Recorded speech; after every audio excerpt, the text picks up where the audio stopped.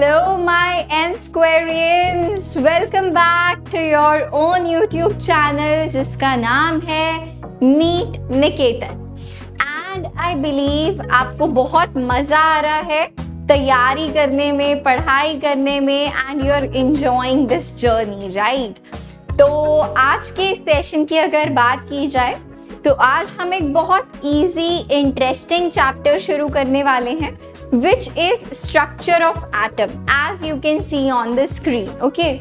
बहुत अच्छा सा चैप्टर है और मिनिमम आप 2 क्वेश्चंस यहाँ से एक्सपेक्ट कर सकते हो जो फॉर श्योर आपसे सॉल्व हो जाने चाहिए विदाउट एनी प्रॉब्लम. ठीक है, तो चलो विदाउट एनी डिले शुरू करते हैं हमारा आज का सेशन जिसमें हम सबसे पहले बहुत फंडामेंटल चीजें डिस्कस करने वाले हैं.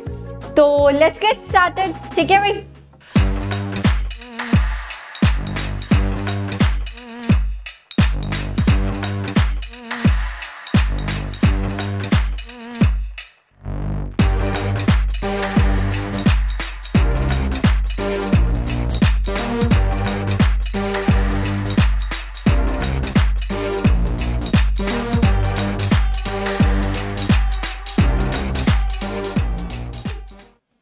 ऑलराइट, तो फंडामेंटल्स में अगर बात की जाए, क्योंकि स्ट्रक्चर ऑफ एटम है हमारे चैप्टर का नाम, तो बात कर लेते हैं एटम के बारे में.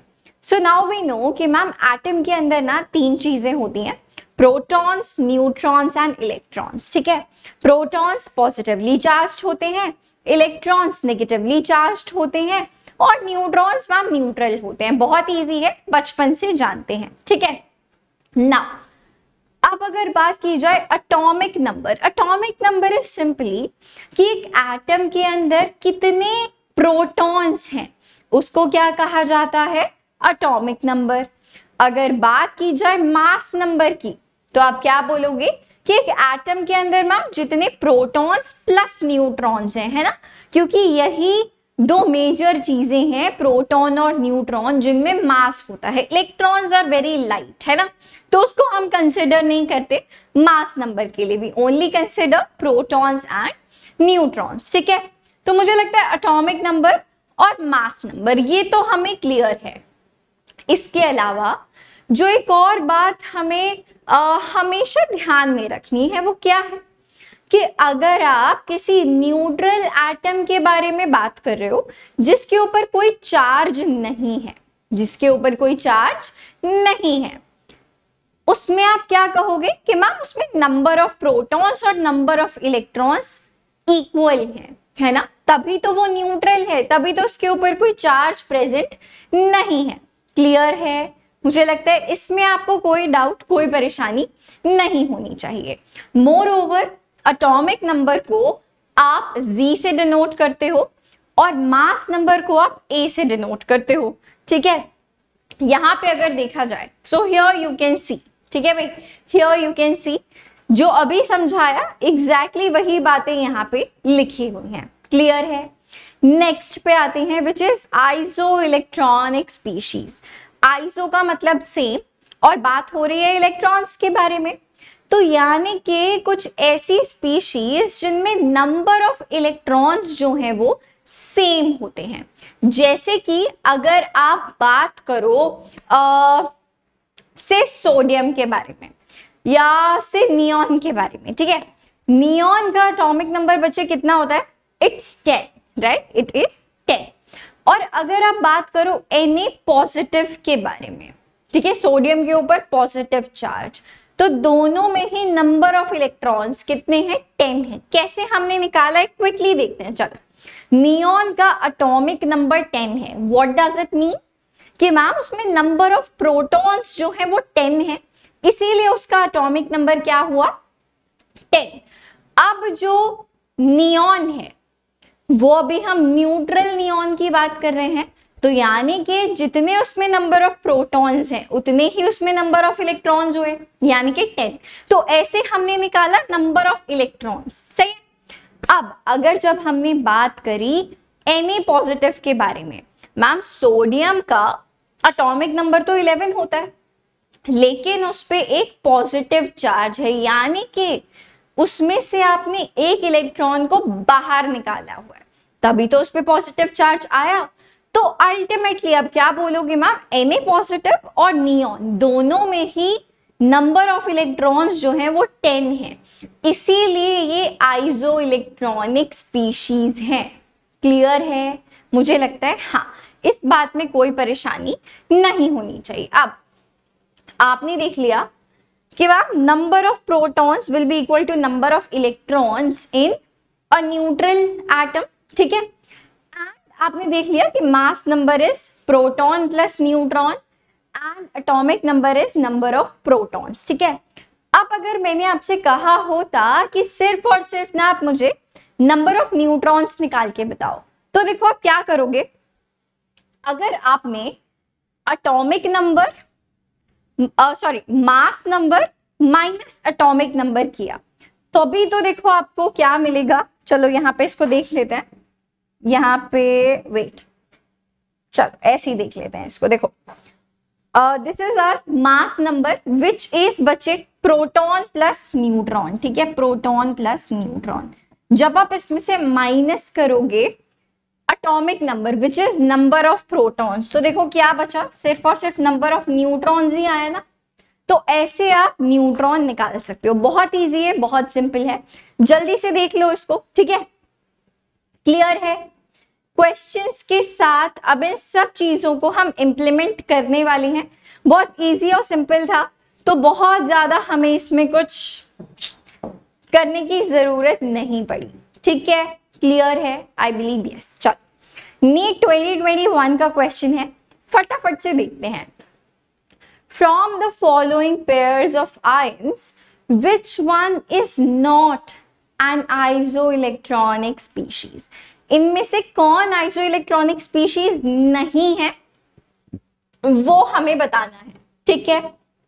ऑप्शंस देखो, Fe2 positive and Mn2 positive. अभी देखो, जब आप न्यूट्रल Fe के बारे में बात करते हो, अगर आप आयरन के बारे में बात करते हो, तो बेटा उसका एटॉमिक नंबर क्या होता है, तो उसका एटॉमिक नंबर क्या रहता है, 26 रहता है, राइट। अब ये तो देखो आपको पता हो, मतलब आई एम वेरी श्योर आपको पता होगा, ठीक है, इट्स 26।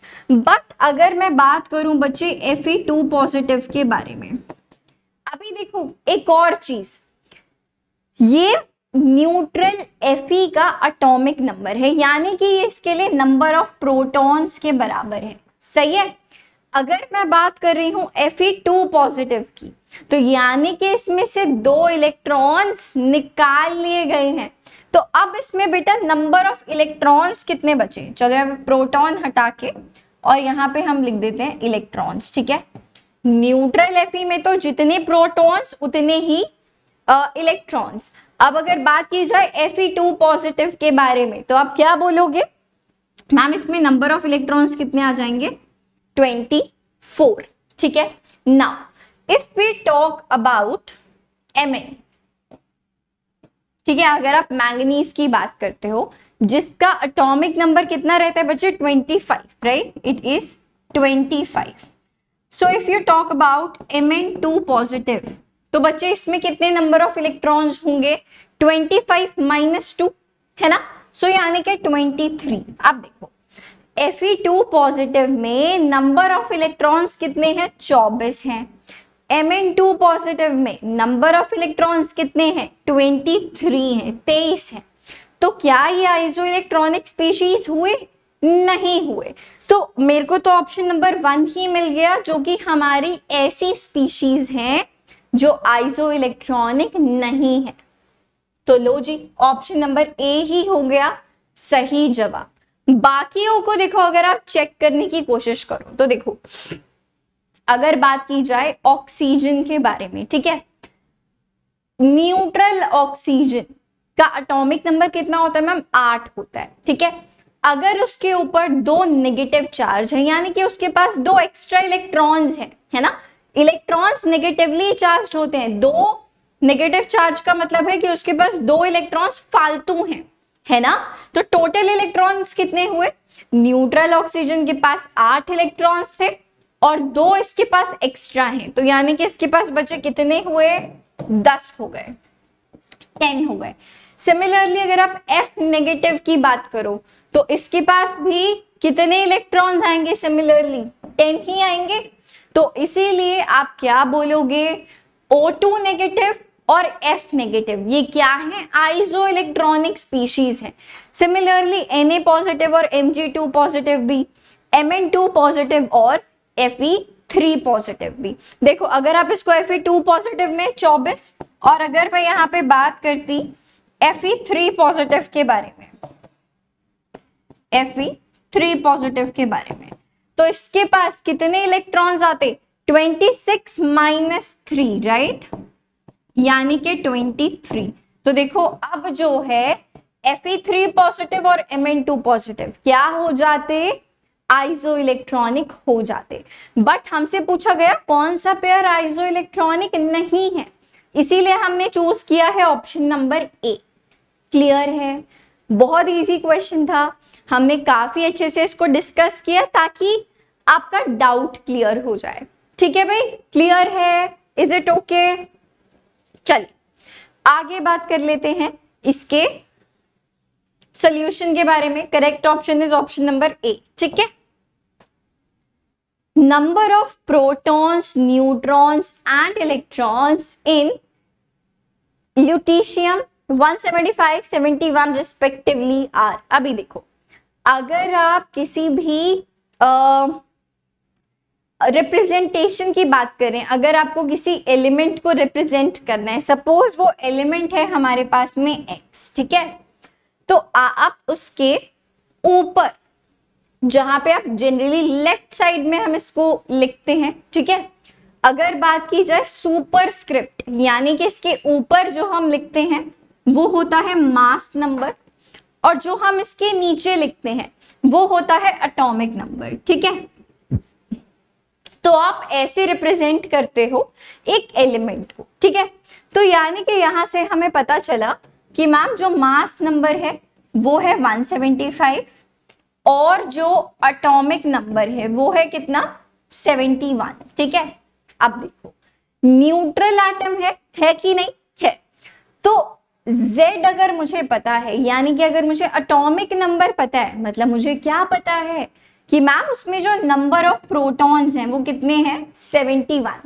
न्यूट्रल है तो जितने उसमें प्रोटॉन्स हैं उतने ही उसमें इलेक्ट्रॉन्स भी हैं। क्लियर है? अब देखो मुझे किस ऑर्डर में बताना है, प्रोटॉन्स, न्यूट्रॉन्स, इलेक्ट्रॉन्स, तो यानी कि ऑर्डर क्या होना चाहिए? 71, यहाँ पे नंबर ऑफ न्यूट्रॉन्स और फिर नंबर ऑफ इलेक्ट्रॉन्स फिर से 71। इस ऑर्डर को वेरीफाई करें ताकि मेरा सब्ट्रैक्ट करने का टाइम बच जाए। देखो ऐसे कितने ऑप्शंस हैं जिनमें ये ऑर्डर फॉलो हो रहा है, जिसमें पहला ऑप्शन 71 है और लास्ट वाला भी 71 है। ऑप्शन नंबर ए ऐसा है, ऑप्शन नंबर बी नहीं है, सी नहीं है, डी भी नहीं है। तो बेसिकली मैं आपको समझाना चाह रही थी कि आप यहाँ पे अपना टाइम बचा सकते थे। आपको न्यूट्रॉन्स निकालने के लिए A माइनस Z करने की जरूरत ही नहीं है। ऑल्दो बहुत सिंपल है कि अगर आपको नंबर ऑफ न्यूट्रॉन्स निकालने हैं तो आप कैसे निकालोगे? Ma'am mass number minus atomic number, जो कि हमें कितना गिवन है? जस्ट अ मिनट, यस, जो कि हमको कितना गिवन है? Mass number is given as 175 and atomic number is given as 71। ठीक है, तो ये वैल्यू आराम से निकल के आ जाएगी कितनी? 104। सही है, so this should be the order. दोनों तरीके से आपको समझा दिया। इट इज जस्ट दैट जो हमारा एग्जाम है उसमें हमें टाइम बचाना है। जरूरी नहीं कि आपको शुरू से लेके एंड तक सब कुछ सॉल्व करना है। ठीक है, this is called as option hunting. Alright, इससे आपका बहुत टाइम बचेगा। This is just an example. ऐसे में आपको हर क्वेश्चन में, हर टॉपिक में वी ट्राई कि आपको ऐसे हम बता पाए। ठीक है जी, तो ऑप्शन नंबर ए है यहाँ पे हमारा सही जवाब। बहुत इजी था, बहुत सिंपल था, कोई परेशानी इसमें थी ही नहीं। इस क्वेश्चन को आप, मुझे लगता है विद इन 10 सेकेंड्स बड़े आराम से सॉल्व कर सकते थे। सही है, चलिए आगे बात करते हैं। Option number A is the right answer. Next question, Beryllium 2 positive, Be2 positive is isoelectronic with which of the following ions? Okay, H positive, Li positive, Na positive, Mg2 positive. अब देखो, अगर आप बात करो बेरिलियम के बारे में तो इसका एटॉमिक नंबर क्या होता है? हाइड्रोजन, हीलियम, लिथियम, बेरिलियम क्या होता है? 4 होता है, राइट? It is 4. सही है. अब यानी कि जब आप न्यूट्रल बेरिलियम के बारे में बात कर रहे हो तो उसमें नंबर ऑफ प्रोटॉन्स भी 4 हैं, नंबर ऑफ इलेक्ट्रॉन्स भी 4 हैं.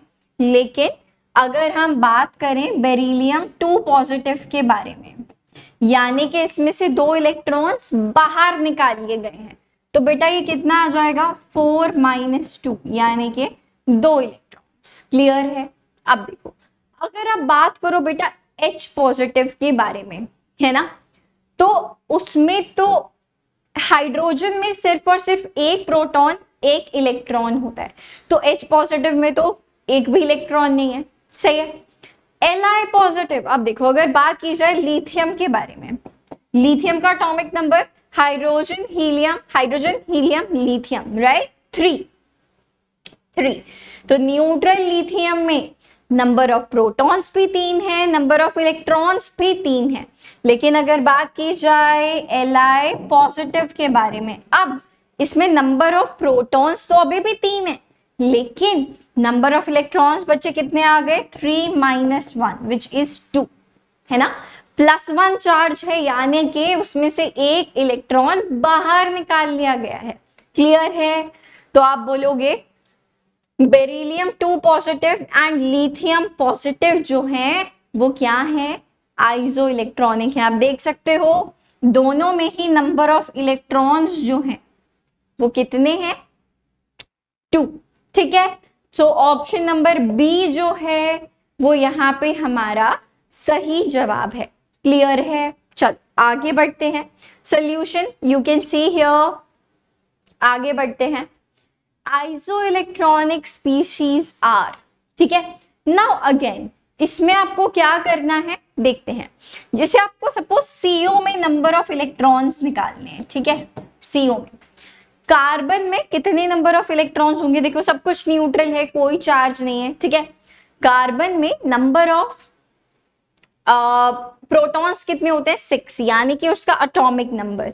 न्यूट्रल कार्बन की बात कर रहे हैं तो नंबर ऑफ इलेक्ट्रॉन्स भी कितने हुए मैम? 6 हो गए.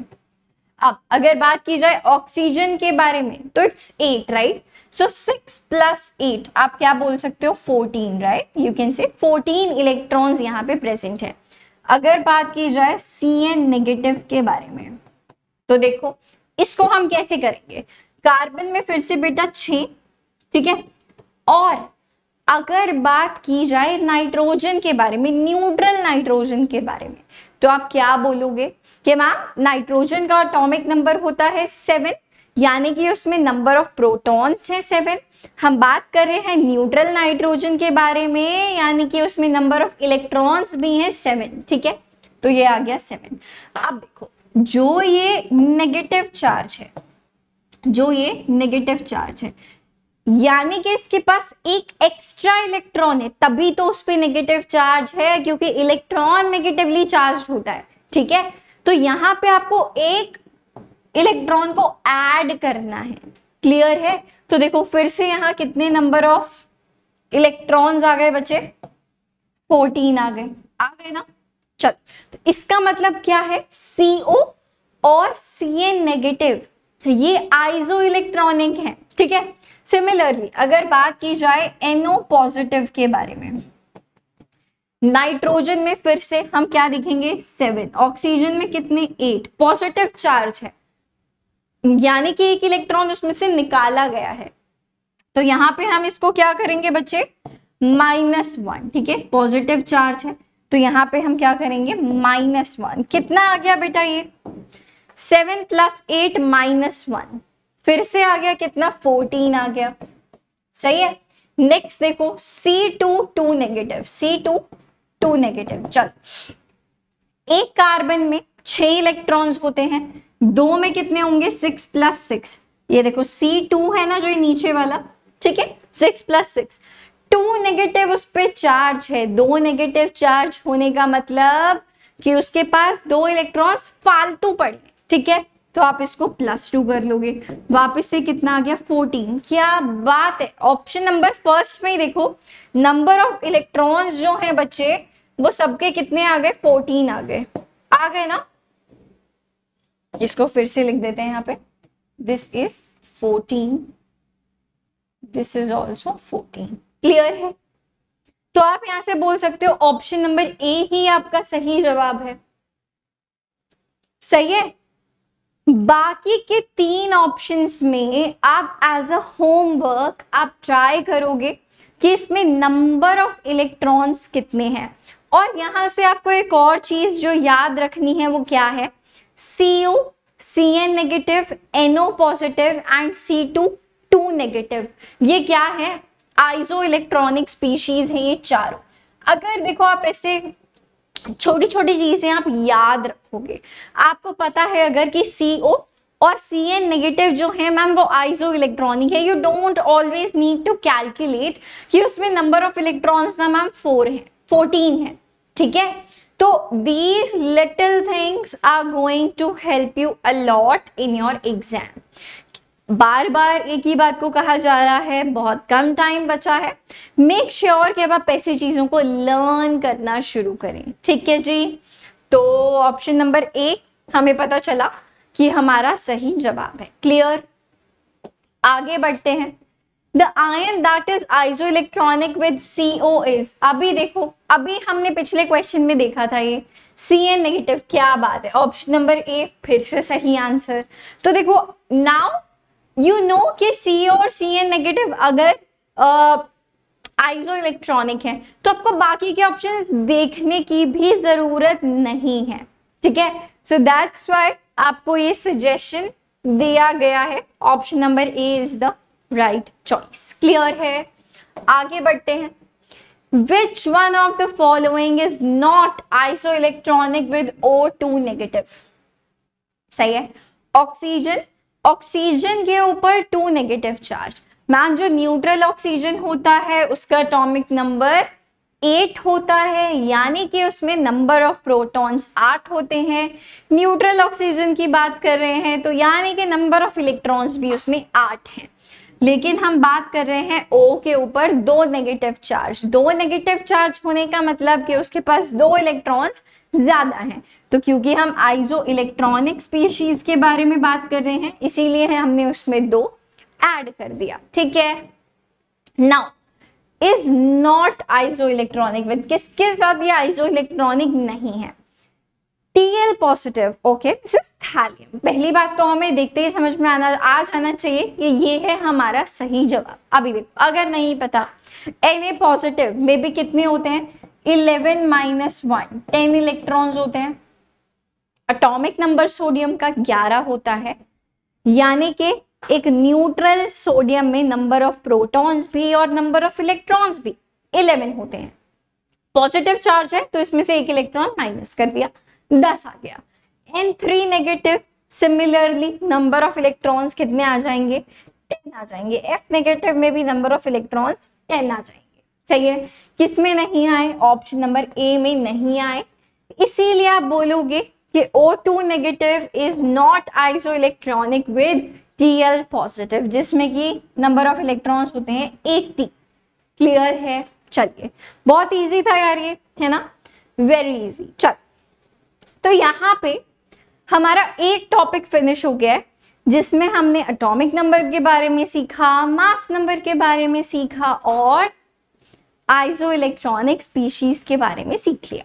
It's done, okay. Now we have developments leading to Bohr's model of atom. इससे पहले you have timeline of atomic models, ठीक है, जिनसे रिलेटेड क्वेश्चंस नहीं ही आए हैं, तो इसीलिए वो हमने थोड़ा सा स्किप भी किया है, बिकॉज आप Thomson's model, Rutherford's alpha particle scattering experiment, ये सब आप ऑलरेडी जूनियर क्लासेस में पढ़ चुके हो, right? 8th 9th 10th you have studied that, you know कि उसमें क्या होता है। तो इसीलिए हम डायरेक्टली बात करते हैं ऐसी डेवलपमेंट्स जिनसे कि बोहर मॉडल जो है बना, ठीक है। Now so the first development was dual nature of electromagnetic radiation, ठीक है। अब डुअल नेचर कि जो हमारी इलेक्ट्रोमैग्नेटिक रेडिएशन है वो दो तरीके का नेचर शो करती है। कौन से दो तरीके का ma'am? Particle nature and wave nature, ठीक है। पहला क्या है? वेव नेचर, और दूसरा क्या है? पार्टिकल नेचर, ठीक है। अगर आप बात करो वेव नेचर के बारे में, जिसमें क्या आप पढ़ते हो कि वेव्स जो हैं उनकी फ्रीक्वेंसी क्या होती है, उनकी वेवलेंथ क्या होती है, और जो एक ऐसा रिलेशन जो हमारे बहुत ही काम का है, that is c is equal to nu lambda. यहाँ पे c क्या होता है बच्चे? Speed of light. Nu it is nu, like new clothes वाला न्यू, ठीक है।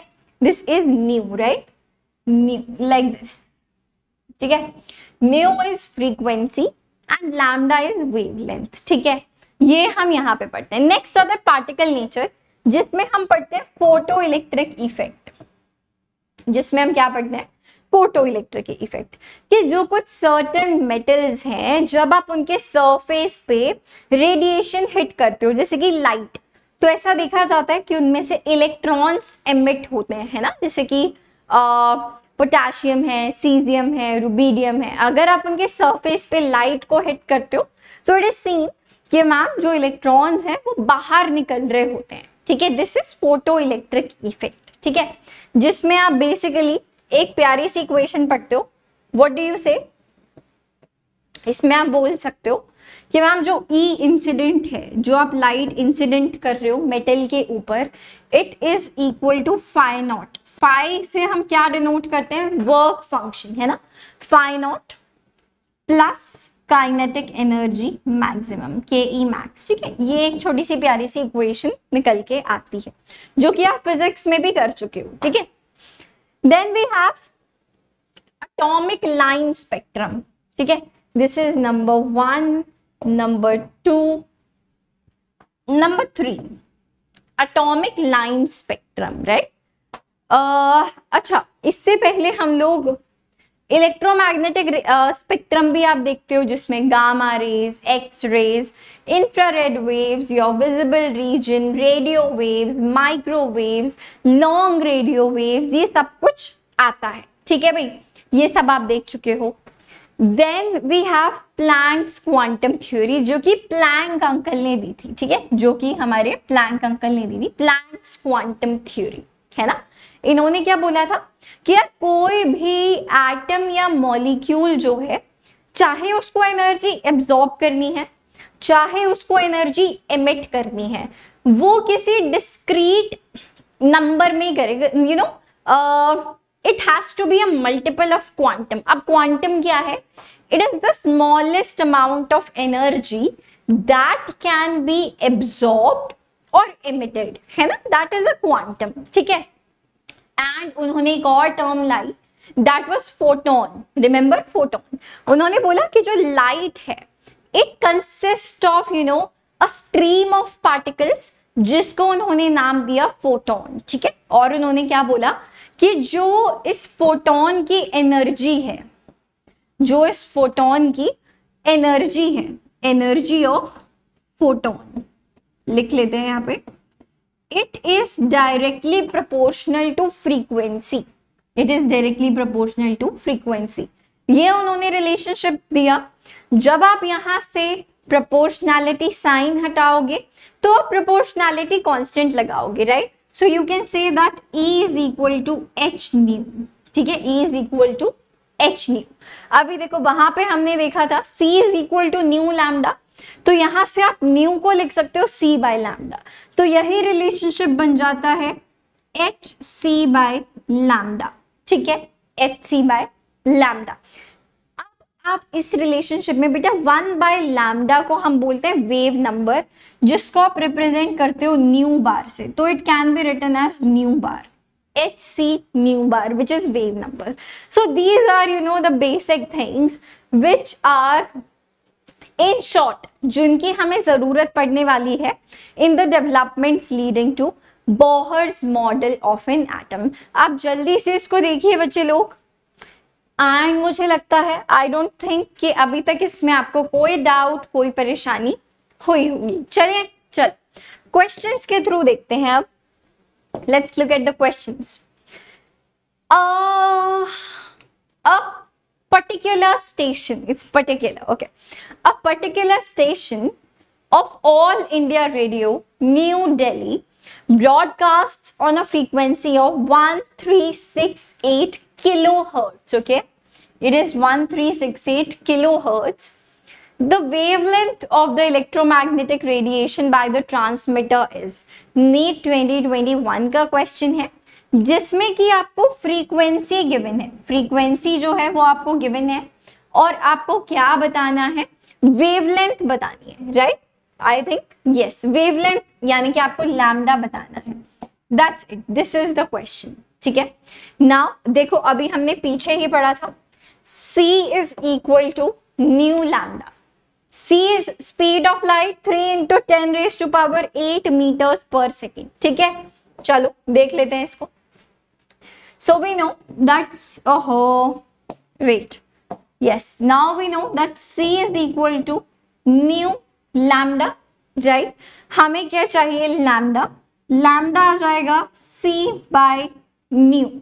c की वैल्यू हमें पता है this 3 × 10⁸ मीटर पर सेकेंड. अगर देखो आप ऑप्शंस में देखो तो 3 ऑप्शंस मीटर में गिवन है, एक ऑप्शन सेंटीमीटर में गिवन है. ठीक है, तो अभी हम क्या करते हैं, इनिशियली सारी चीजें SI यूनिट्स में सॉल्व करते हैं. किस में सॉल्व करते हैं, SI यूनिट्स में सॉल्व करते हैं.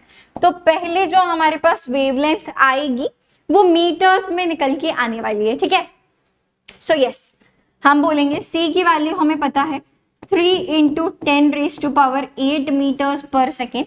This is in metres per second. और अगर बात की जाए न्यू 1368 किलोहर्ट्ज, हम बात करेंगे किसमें, हर्ट्स में. ये हमें गिवन है किलो हर्ट्स में, तो इन हर्ट्स कितना हो जाएगा बेटा, ये यू कैन से 1368 × 10⁻³ hertz.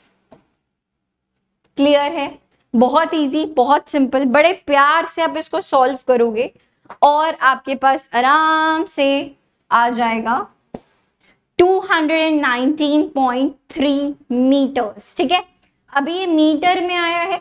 Let's check the options. क्या मीटर में ये वैल्यू हमें गिवन है, सेंटीमीटर तो छोड़ ही देते हैं अभी. 219.3, क्या बात है. ऑप्शन नंबर बी में देखो एग्जैक्ट वैल्यू आपको गिवन है, so you can say that yes, option number B is our right answer. ठीक है, बहुत इजी, बहुत सिंपल था ये. ठीक है, इसमें कोई परेशानी आपको थी ही नहीं. Next, which of the following series of transition in the spectrum of hydrogen falls in the visible region. Okay, तो देखो हमको यहाँ पे लाइमन, बाल्मर, पास्चन, ब्रैकेट, 3 चीजें गिवन है. राइट, वी हैव लाइमन, या ये यहाँ पे यार ऑलरेडी रिटन ही है. यू कैन सी लाइमन जो है वो यूवी रीजन में आता है, और बेटा जो विजिबल रीजन होता है वो किस में आता है, बाल्मर सीरीज में आता है. ये बहुत इंपॉर्टेंट है, आपको याद रखना पड़ेगा. विजिबल रीजन किस में आता है, बाल्मर सीरीज में आता है. ठीक है, Paschen and Brackett, these are in infrared region. IR is infrared, UV is ultraviolet. ठीक है, सो क्लियरली कौन इसमें यहाँ पे विजिबल रीजन में आता है, ब्रैकेट, लाइमन, बाल्मर या Paschen. So this is Balmer.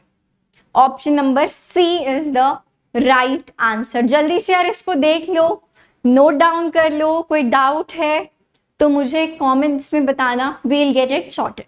ठीक है, चलिए आगे बात कर लेते हैं. Calculate the energy in joules, यानी कि आपको SI यूनिट्स में एनर्जी बतानी है, सही है।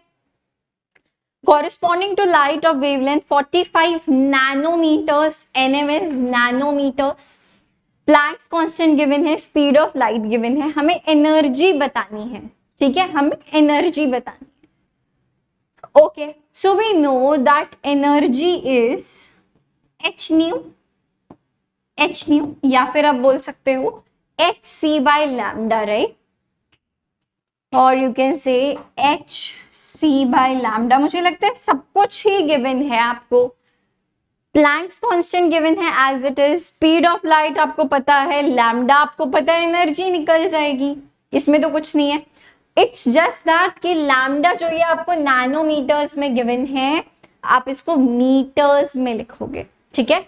1 nanometre is equal to 10 raised to power -9 metre, ये आपको पता होना चाहिए। तो देखो h आप बोल सकते हो 6.63 into 10 raised to power -34 joule seconds into speed of light 3 into 10 raised to power 8 metres per second. Yes, ठीक है, चल, and your lambda will be 45 into 10 raised to power -9 metres. तो अभी देखो सब कुछ जो है बेटा, सब कुछ जो है वो SI यूनिट्स में है, तो एनर्जी भी आपकी किस में आएगी, जूल्स में आ जाएगी, ठीक है। सब कुछ देखो बड़े प्यार से ना कट जाएगा, बहुत आराम से, बहुत प्यार से सब कुछ जो है कट जाएगा, and your answer will be 4.42 into 10 raised to power -19 joules. Solve करना आपका काम, ठीक है। जनरली यार जो कैलकुलेशंस आते हैं वो बहुत डिफिकल्ट नहीं होते हैं, सब कुछ मतलब ऐसा होगा कि जनरली ऊपर नीचे चीजें कट रही होंगी, ठीक है। इसीलिए कभी भी ऐसा मत करना कि सपोज कुछ ऐसा क्वेश्चन है कि आपने पहले पूरा न्यूमरेटर सॉल्व कर लिया, पूरा डिनोमिनेटर सॉल्व कर लिया, डोंट डू दैट। इससे बहुत कॉम्प्लिकेटिव कोई डिविजन आपका बन जाएगा जिसको सॉल्व करना मुश्किल होगा। What you need to do is कि ऊपर जितने भी कंपोनेंट्स हैं उसको लिखो मल्टीप्लिकेशन में, नीचे जितने भी कंपोनेंट्स हैं उनको लिखो, फिर देखना वो ऊपर नीचे जरूर कट रहे होंगे बड़े आराम से, ठीक है। So make sure you do it this way, कहीं सही है। चल, so we can say that option number C is the right choice, ठीक है। बहुत इजी क्वेश्चंस आ रहे हैं, आप देख सकते हो। Next question, the value of Planck's constant हमें पता है, स्पीड ऑफ लाइट हमें पता है, which value is closest to wavelength in nanometers of a quantum of light with frequency this, okay। तो हमको फ्रीक्वेंसी गिवन है कितना, फ्रीक्वेंसी हमें गिवन है 6 इंटू 10 raised to power 15 पर सेकेंड इन हर्ट्स बेसिकली, और हमको क्या बताना है, हमें वेवलेंथ बताना है। इसके लिए क्या हमें h की जरूरत है, देखो बस ऐसे ही दे दिया उन्होंने। Actually we don't even need Planck's constant to solve this question, है ना। हमें पता है c is equal to nu into lambda होता है, हमें लैम्डा निकालना है। तो देखो लैम्डा तो यहाँ से आराम से आ गया ना, c बाय न्यू। c हमें पता है, c is speed of light 3 into 10 raised to power 8 metres per second. अभी हम सब कुछ किस में ला रहे हैं, SI यूनिट्स में ला रहे हैं, ठीक है। उसको फिर हम नैनोमीटर्स में कन्वर्ट कर सकते हैं बाय न्यू। न्यू हमें कितना गिवन है, nu is 6 into 10 raised to power 15। देखो सब कुछ कितने आराम से कट रहा है ना, सब कुछ कितने आराम से जो है वो कट रहा है। 3 6 मतलब 3 1 जा 3, 3 2 जा 6, 10 raised to power 8 and 10 raised to power 15। यहाँ पे आप ये 8 माइनस 15 हो जाएगा। तो देखो जो अभी वैल्यू निकल के आने वाली है वो मीटर्स में निकल के आएगी। किस में निकल कर आएगी, वो मीटर्स में निकल के आएगी। हमें वैल्यू किस में चाहिए, नैनोमीटर्स में चाहिए। वेवलेंथ है नैनोमीटर। देखो तो बेटा 1 मीटर में कितने नैनोमीटर्स होते हैं ma'am, 10 raised to power 9 metres होते हैं। आपको यहाँ पे जो ध्यान रखना है, जनरली हमें क्या याद रहता है कि वहां 1 nanometre is equal to 10⁻⁻⁹ metre, है ना। नैनोमीटर को जब आप मीटर में देखते हो तब -9 होता है, लेकिन अगर आप बात करोगे 1 मीटर में, 1 मीटर में जब आप बात करोगे, so you say that it has 10⁻⁹ nanometres. समझ रहे हो? तो यहां पे आपको इस वैल्यू को 10⁻⁹ से मल्टीप्लाई करना पड़ेगा to get it into nanometres. ठीक है, क्लियर है? Is it all right? Is it all right? ओहो ओहो ओहो ओहो, यहां पे अच्छा एक और चीज जरा देखो, इन्होंने speed of light already nanometre per second में ही गिवन है यार, जो हमने यहाँ पे 3 × 10⁸ ली हुई है। देखो मैंने मीटर्स पर सेकंड लिखा हुआ है, अगर आप इसको यहीं पे क्या करो 3 × 10⁻17, अब आपको कुछ भी करने की जरूरत नहीं है, 3 × 10⁻17 नैनोमीटर पर सेकेंड अगर ये आ जाता है तो देखो पर सेकेंड से पर सेकेंड जो है वो कट जाएगा, है ना, पर सेकेंड से पर सेकेंड वो कट जाएगा और ऑटोमेटिकली जो वैल्यू आएगी वो किस में आएगी, नैनोमीटर में ही आएगी। कितनी आ जाएगी ये वैल्यू, 50 नैनोमीटर्स, 50 नैनोमीटर आ गई आपकी लैम्डा की वैल्यू।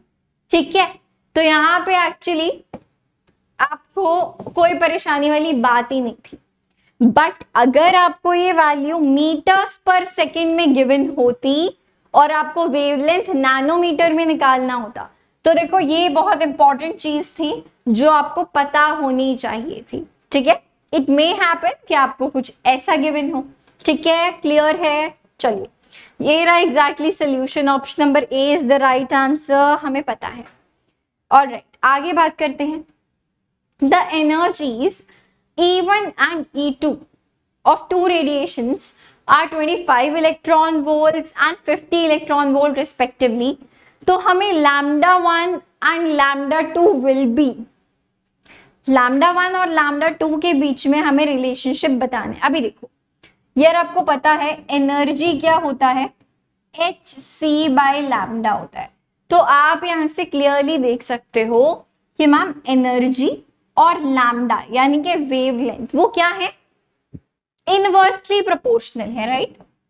यहां से आप बोल सकते हो energy and lambda these are inversely proportional. So अगर आप रेशियो निकालो E2/E1 तो आप यहां से क्या बोल सकते हो, E2/E1 will be equal to λ1/λ2, λ1/λ2। क्यों? क्योंकि इनवर्सली प्रोपोर्शनल है। E2 की वैल्यू डाल दो, E2 is 50, E1 is 25, ये आ गया λ1, ये आ गया λ2, 25 1s are 25 2s are, so we can say that λ1/λ2 is 2, so we can say that λ1 is equal to twice of λ2, ये बोल सकते हैं ना हम, λ1 is equal to twice of λ2।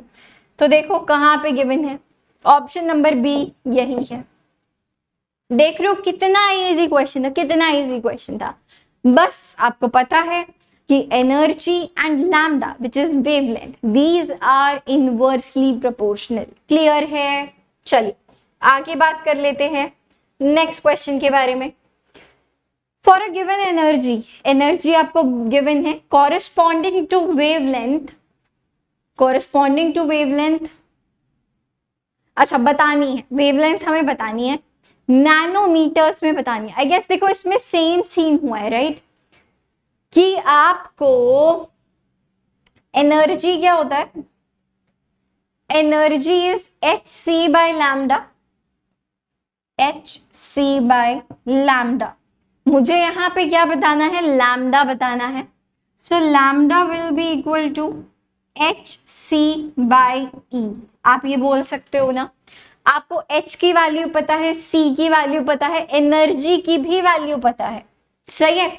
तो देखो आप सब कुछ जब किस में रखोगे, SI यूनिट्स में रखोगे, आपको h की वैल्यू जूल सेकेंड में गिवन है 6.626 इंटू 10⁻⁻34 जूल सेकेंड्स। सी आपको गिवन है speed of light metres per second में ही 3 इंटू 10⁸ मीटर्स पर सेकेंड। ये हो गया H इंटू सी ओवर E। एनर्जी हमें बेटा जूल्स में गिवन है 3.03 इंटू 10⁻⁻19 जूल्स। तो अभी जब आपको ये लैम्डा मिलेगा वो किस में मिलने वाला है बच्चा? जब आप देखो बहुत इजीली ये 3 से 3 आप सीधा कैंसिल आउट भी कर सकते हो। ये पूरी 10 की पावर्स को आप बड़े प्यार से सॉल्व कर सकते हो। -34 8 19 सॉल्व कर सकते हो।